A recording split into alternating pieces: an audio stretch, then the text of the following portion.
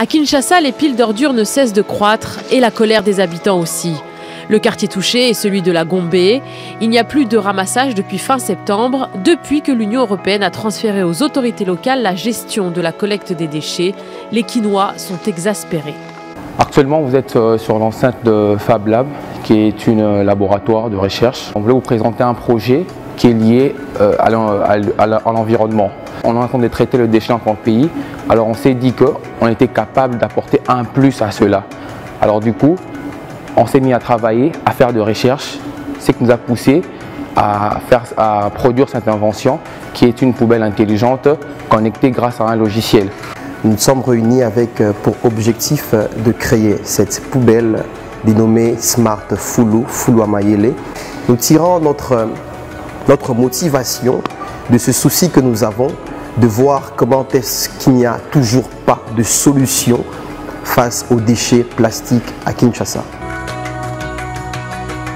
Elle sait connaître la présence d'une personne. Quand une personne s'approche, la poubelle commence à parler à la personne pour lui donner toute la procédure à suivre.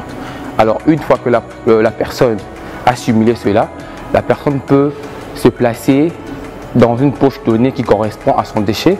La poubelle va s'ouvrir automatiquement. Une fois fait, la personne peut maintenant jeter le déchet à l'intérieur. C'est une contraction des Smart Intelligence en anglais et Full Poubelle en lingala. Ces gyrophares que vous voyez a pour objectif d'attirer l'attention ou de signaler qu'il y a une présence des poubelles dans les alentours en fait. Les Congolais attirés par tout ce qui est pas extraordinaire mais qui sort de l'ordinaire. Du coup, comme elle est dotée d'un haut-parleur, ça va attirer un peu plus les gens à venir par la curiosité, à venir savoir un peu ce qui se passe et aussi en profiter pour jeter les ordures. Il les parle, bonjour, je suis une poubelle intelligente, et en fait il explique un peu les fonctionnalités en gros et faire passer les messages. Alors la poubelle va prendre le relais sur ce, la poubelle va commencer à envoyer des données fiables, de données qui sont en temps réel, entre autres la capacité de remplissage de ce déchet dans la poubelle. Alors une fois que cette poubelle est pleine, premièrement elle bloque la poche où elle est pleine. Alors deuxièmement, ce qu'elle fait, elle va nous renvoyer un message dans notre base de données, d'où le logiciel va commencer à traiter ces informations d'une manière séquentielle pour faire sortir de graphiques ainsi que de données qui peuvent être traitées. Alors le logiciel prend en compte cela. Il peut maintenant donner le taux de production selon la zone donnée, la zone qui a consommé plus de taux de production ou la zone qui a consommé moins de taux de production. Les poubelles publiques sont d'une grande importance dans le maintien de la salubrité dans son environnement immédiat.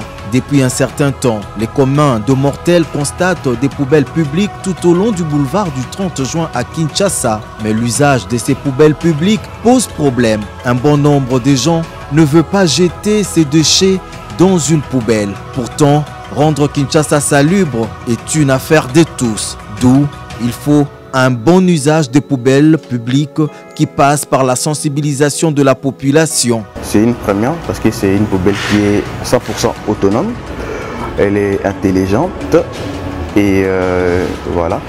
On n'a pas besoin d'être sur place pour savoir le nombre de tonnes de déchets qui est produite chaque année ou chaque mois. Donc tout est surveillé ou géré à distance. Il y a l'EPZ qui est là pour savoir un peu les taux et les nombres des kilos de chaque ordure, chaque déchet qui sont collectés. Et ces données-là vont nous servir aussi à faire des statistiques. Et voilà, savoir par exemple la commune de Gombe a produit, par exemple sur un mois elle a produit 1 tonne ou 2 tonnes de déchets. Du point de vue technique, chaque poubelle a une identifiant en fait. En envoyant le message, il n'envoie pas seulement le message qu'elle est pleine. Elle envoie le message qu'elle est pleine, elle envoie le taux de remplissage, elle envoie aussi le poids sur lequel elle est remplie en fait. C'est très important. Alors une fois qu'elle envoie dans notre base de données, le logiciel va prendre en compte cela.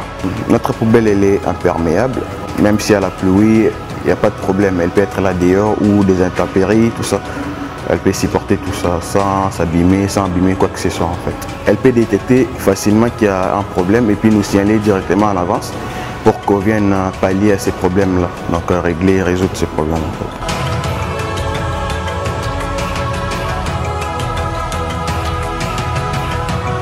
Nous avons fait appel afin de passer ce message aux autorités pour que ce dit projet que nous avons soit financé.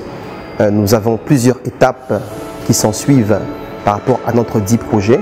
Déjà qu'il s'inscrit dans le cadre de l'environnement, il fait appel au civisme du citoyen lui permettant de déterminer où est-ce qu'il doit jeter ses déchets plastiques. Par rapport à la problématique que nous avons également soulevée ici à Kinshasa, nous jetons toutes nos ordures au même endroit et nous n'arrivons pas à déterminer quels sont les déchets recyclables et les déchets non recyclables. D'où vient la solution dans notre poubelle Mayele, Fulua Mayele, où nous avions créé deux poches, qui est la poche recyclable et la poche non recyclable. Lorsque vous vous approchez à 10 cm de la poche où vous jetterez votre déchet, la pochette s'ouvre et elle vous permet de déposer votre déchet. La poubelle est dotée d'un biotechnologie. Donc on a inventé une solution biologique pour pallier au problème des odeurs courants de nos poubelles. Donc peu importe les déchets qui sont jetés, donc elle ne peut pas dégager des odeurs en fait qui peuvent déranger aux alentours ou les gens qui les ébouilleurs en fait. À savoir qu'en RDC on a un grand problème d'électricité. On a doté notre poubelle des technologies solaires pour faciliter aux différents capteurs qui sont dotés, qui sont dans la poubelle, d'avoir accès à l'électricité gratuite, écologique. Pour fabriquer d'abord cela, il y a beaucoup de secteurs. Entre autres, la poubelle peut prendre, on peut la prendre pour déposer dans des rues, en fait, ce qu'on a vu avec l'opération de Kinmopeto.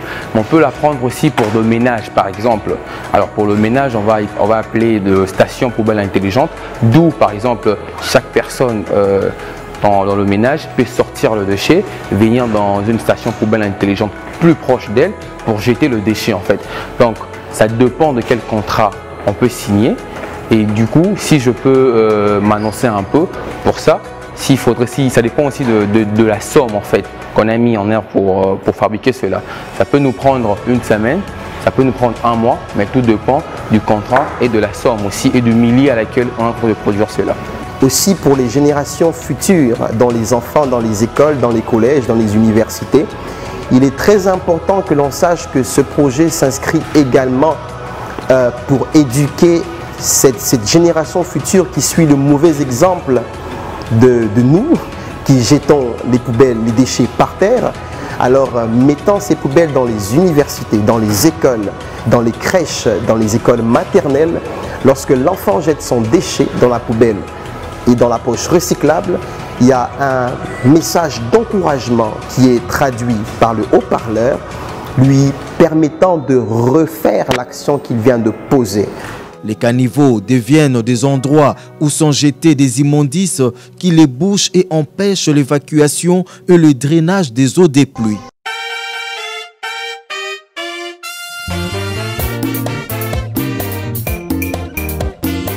Le genre habilité à faire ce travail, c'est vraiment, ça concerne l'environnement, le ministère de l'Environnement.